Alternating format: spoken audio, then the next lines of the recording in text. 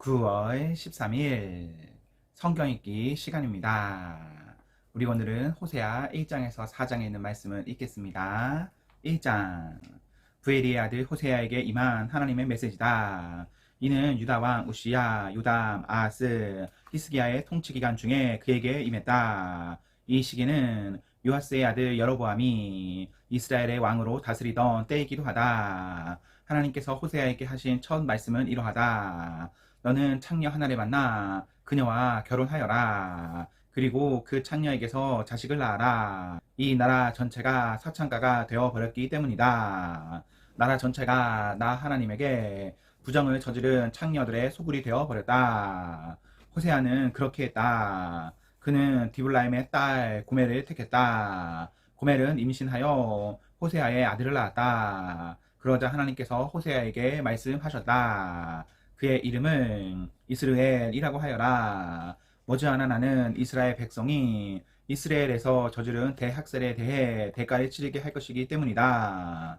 나는 그렇게 해서 이스라엘 왕국과 셈을 끝낼 것이다. 값을 치를 날이 다가오고 있다. 내가 이스라엘 골짜기에서 이스라엘의 화이과 화살들을 다 부서뜨리고 그것들을 땔감으로 삼을 것이다. 고멜이 다시 임신했다. 이번에 그녀는 딸을 낳았다. 하나님께서 호세아에게 말씀하셨다. 그 아이의 이름은 자비를 못 얻음이라고 하여라. 나는 이제 이스라엘이라는 말만 들어도 신물이 나기 때문이다. 내 자비는 동이 났다. 이제 더 이상의 용서는 없다. 하지만 유다는 다르다. 그들에게는 계속 자비를 베풀 참이다. 내가 그들을 구원할 것이다. 그들이 구원받는 것은 그들의 군비나 군대, 말과 사람의 힘 때문이 아니라 오직 그들의 하나님 때문이다. 자비를 못 얻음이 저질 때자 고멜은 다시 임신하여 아들을 낳았다. 하나님께서 말씀하셨다. 그 아이의 이름은 아무것도 아닌 자라고 하여라. 너희는 내게 아무것도 아닌 자들이 되었고 나 하나님도 너희에게 아무것도 아닌 하나님이 되었기 때문이다. 그러나 장차 이스라엘은 인구가 폭발적으로 늘어 그 수가 바닷가의 모래알 같이 될 것이다. 전에 아무것도 아닌 자라고 불렸던 바로 그곳에서 그들은 하나님의 귀한 자로 불리게 될 것이다. 유다의 모든 자들과 이스라엘의 모든 자들이 한 백성이 되어 함께 모일 것이다. 그들은 한 사람을 그들의 지도자로 세울 것이다. 그 무엇도 그들을 막을 수 없으리라. 그들은 이스라엘에서 위대한 날을 맞을 것이다. 2장 너희 형제들의 이름을 하나님의 귀한 자로 고쳐 불러라. 너희 자매들의 이름을 자비를 얻은 자로 고쳐 불러라. 너희 어머니를 법정으로 끌어내라. 그녀를 고발하여라. 그녀는 더 이상 내 아내가 아니고 나는 더 이상 그녀의 남편이 아니다. 그녀에게 창녀처럼 입고 다니지 말라고 가슴을 전시하고 다니지 말라고 전하여라. 그녀가 내 말을 따르지 않으면 나는 그녀의 옷을 다 빼앗고 갓 태어난 아기처럼 완전히 발가 벗길 것이다. 그녀의 피부를 바싹 마른 가죽처럼 만들고 그녀의 몸을 황량한 불모지와 사막에 쌓여있는 뼈 무더기처럼 되게 할 것이다. 하나같이 사창가에서 태어난 그녀의 자식들도 나는 다 저버릴 것이다. 사실을 똑바로 보아라. 너희 어머니는 창녀였고 사생아들을 낳았다. 그녀는 말한다.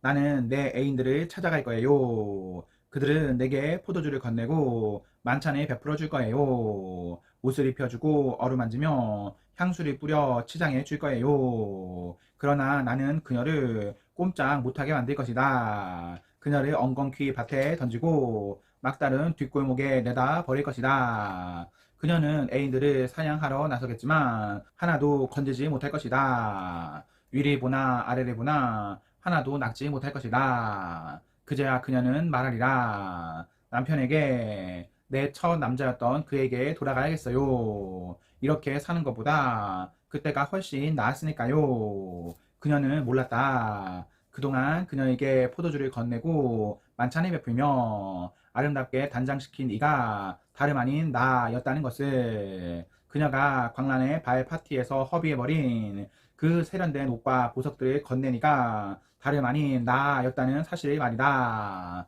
나는 곧 그녀를 재판에 불러낼 것이다. 포도주도 만찬도 이제 끝이다. 실크, 속옷도 가운도 다 지난 이야기다. 나는 그녀의 음부가 노출되게 만들 것이며 그녀 곁에서 하룻밤 애인 행세하던 자들도 그녀를 돕지 못할 것이다. 이제 파티는 끝났다. 내가 다 멈추게 할 것이다. 광란의 주말, 성스러움과 거리가 먼 축제일을 모두 멈추게 할 것이다. 그녀가 화대받아 산 것들이라고 자랑하던 사치스러운 정원과 화려한 분수들을 내가 다 부서뜨릴 것이다. 그것들을 들개나 들고양이가 와서 먹을 것을 찾는 쓰레기 더미가 될 것이다. 나는 난잡한 종교에 탐닉한 그녀가 대가를 치르게 할 것이다. 유욕을 쫓는 바알 숭배, 그에 따르기 마련인 그 모든 난잡한 성생활, 나는 안중에도 없이 한껏 꾸미고 남자들을 쫓아다닌 일에 대한 대가 말이다. 하나님의 메시지다. 이제 내가 하려는 일은 이것이다. 나는 처음부터 다시 시작하려고 한다. 그녀를 다시 광야로 데려갈 것이다. 우리가 첫 데이트를 했던 곳으로. 나는 거기서 그녀에게 구애하며 장미꽃다발을 선물할 것이다. 비탄의 골짜기를 희망의 땅으로 바꾸어 놓을 것이다. 그러면 그녀는 어린 소녀였을 적 그랬던 것처럼, 막 이집트에서 나왔을 적 그랬던 것처럼 나를 대할 것이다. 계속 이어지는 하나님의 메시지다. 그때는 내가 나를 서방님 하고 부를 것이다. 다시는 나를 주인님이라 부르지 않을 것이다. 나는 비누로 너의 입을 깨끗이 씻기고 입가에 묻은 더러운 거짓 신들의 이름을 말끔히 지워 다시는 내가 그 이름들을 속삭이지 않게 할 것이다. 또 너와 들짐승과 새와 파충류들 사이에 평화 조약을 체결하고 모든 전쟁 무기를 모조리 없앨 것이다.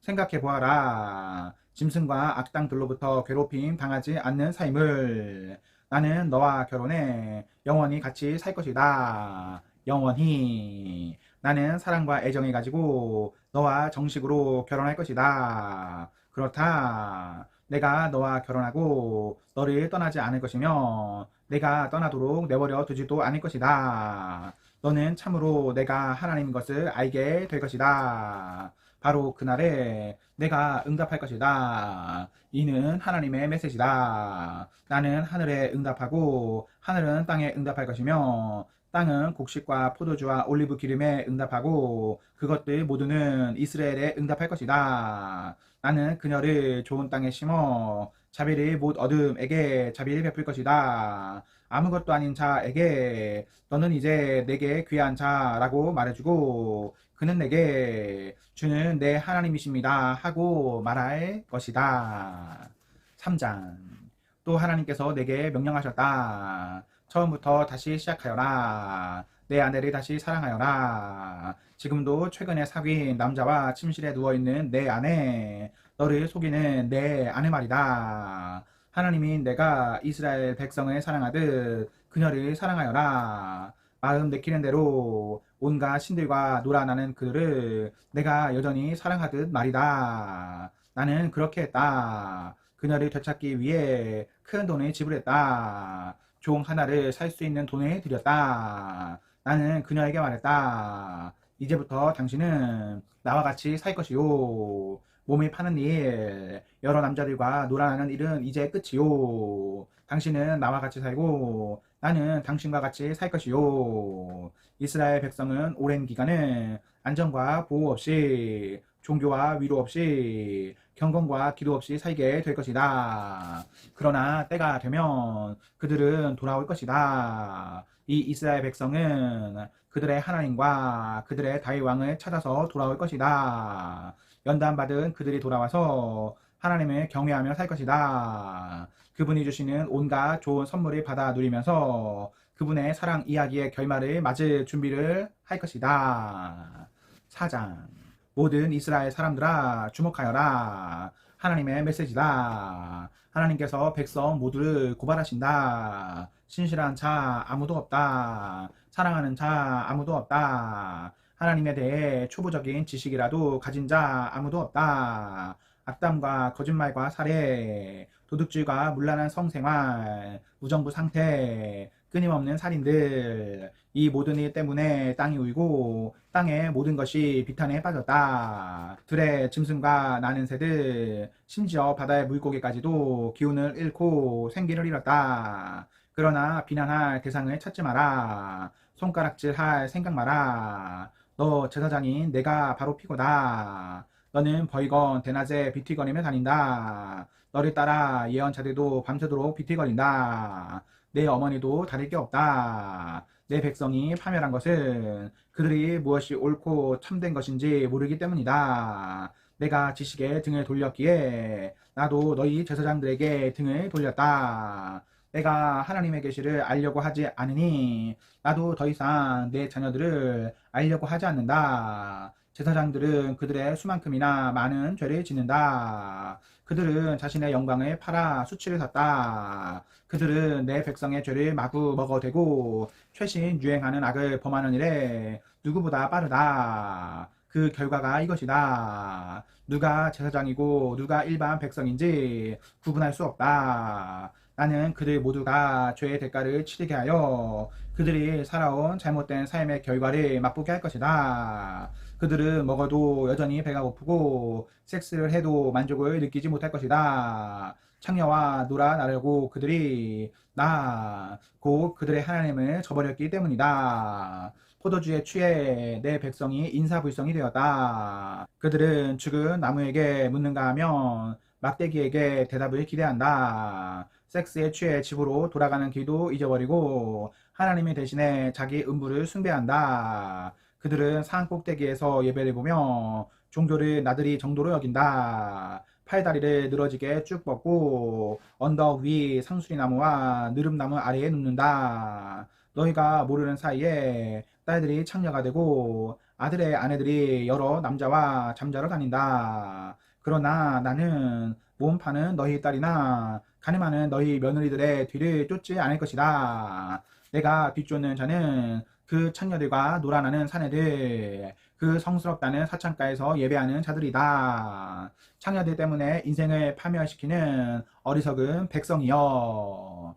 이스라엘아, 너는 내 삶을 스스로 파멸시켰다. 유다도 같이 끌고 내려갈 생각은 마라. 기갈의 음란한 산당에 가지 말며 죄의 도시 베델에 가지 마라. 하나님의 이름을 망령되이 부르거나 하나님이 너희에게 복 주신다는 실없는 소리를 하고 다니지 마라. 이스라엘은 노새처럼 완고했다. 그러니 어떻게 하나님이 어린 양을 치듯 그를 드넓은 초장으로 인도하실 수 있겠느냐? 에브라임은 우상에 중독되었다. 그대로 내버려 두어라. 술이 바닥나면 하는 일이라곤 섹스 또 섹스다. 낯짝 두꺼운 그들은 그 지저분한 방탕을 얼마나 사랑하는가. 회오리 바람이 그들을 소나기에 움켜쥐고 있고 그들의 섹스 숭배는 결국 그들을 성 불구자로 만들어 놓는다. 아멘. 네, 오늘 말씀을 모두 읽었습니다. 우리 오늘 하루도 하나님과 사나 앞에서 행복하십시오. 성령 충만하십시오. 안녕.